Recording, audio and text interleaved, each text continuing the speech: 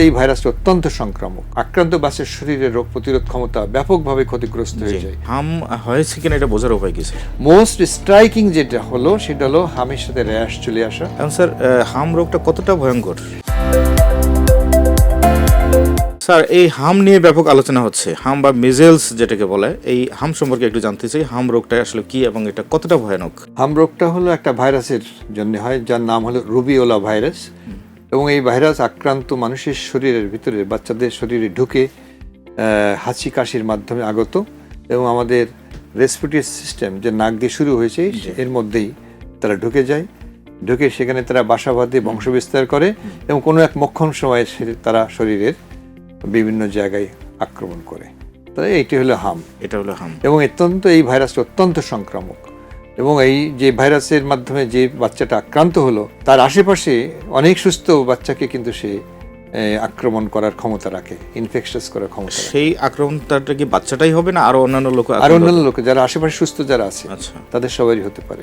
Even প্রাপ্তবয়স্কদেরও হতে পারে, গর্ভবতী মাও হতে পারে, অথবা অন্য যে কোনো মানুষ যারা পরিবারে থাকে না, তাদের যে কারো হতে পারে। তাই স্যার হাম হয়েছে কিনা এটা বোঝার উপায় কি স্যার? হাম হয়েছে কিনা তার বোঝার উপর, যেহেতু একটা ভাইরাস জনিত অসুস্থতা, তার প্রথম উপসর্গগুলো জ্বর। সেই জ্বর 1 দিন 2 দিন 3 দিন, এই সময় জ্বরের সাথে মাথা ব্যথা, শরীরে ব্যথা, এগুলো তো থাকেই। এটা যে কোনো নন স্পেসিফিক সিমটম, যে কোনো ভাইরাল ইনফেকশন হতে পারে। মোস্ট স্ট্রাইকিং যেটা হলো সেটা হলো হামের সাথে র্যাশ চলে আসা, যেটা সাধারণত জ্বরের 4র্থ দিনে আসে, এবং তার একটা স্পেসিফিক প্যাটার্ন আছে। সেই প্যাটার্নটা হলো প্রথমে মুখে, ঘাড়ে এখানে শুরু হয় এবং আস্তে আস্তে শরীরের নিচের দিকে স্প্রেড করে।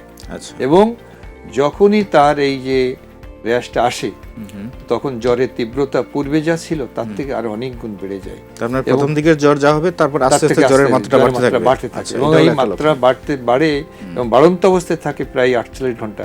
তারপর জ্বরটা আস্তে আস্তে কমে যায়, এবং বাচ্চা দেখা যায় যে সুস্থ হয়ে যাচ্ছে বাচ্চা ধীরে ধীরে, এবং তার শরীরে কিন্তু ওই যে র্যাশ আসছিল, র্যাশের দাগ কিন্তু আর মুছে না অনেক দিন পর্যন্ত থাকতে, যদি না বাচ্চা এই হামের জন্য অন্য কোনো জটিলতায় আবর্তিত না হয়।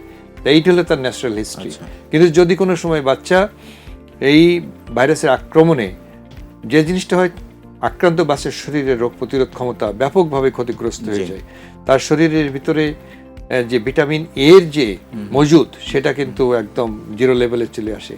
তো তার প্রেক্ষাপটে এই বাচ্চা কিন্তু নানা ধরনের ইনফেকশন এবং ভিটামিন এ ঘাটতি জনিত যে সমস্যাগুলো, বিশেষ করে চোখের সমস্যা, এইটা কিন্তু চোখে লাল হয়ে যায়, এরকম বোধহয় একটা চোখ লাল হয়ে যায় যখন তার জ্বর থাকে, তখন তার জ্বরের সাথে সাথে চোখ লাল থাকে, নাক দিয়ে পানি পড়ে, হাসি হয়, কাশি হয়, এবং র্যাশ।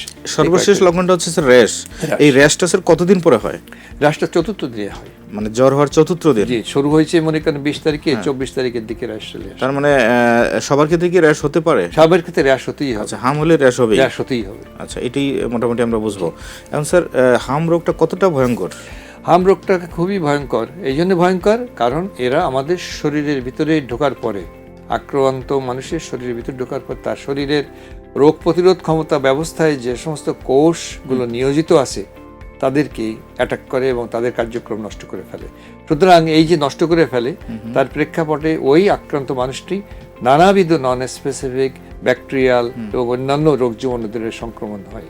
তা সেই দৃষ্টিকোণ থেকে এটা খুবই ভয়ানক। যেমন নিউমোনিয়ার দিকে টার্ন, নিউমোনিয়া হলো সব থেকে কমন একটা, ডায়রিয়া হতে পারে, কান পাকা হতে পারে, ইভেন ব্রেনে কিন্তু ইনফেকশন হয়ে যেতে পারে। এটার মর্টালিটির হার কেমন স্যার? মর্টালিটির হার যদি চিকিৎসা না করা যায় তাহলে ভেরি হাই।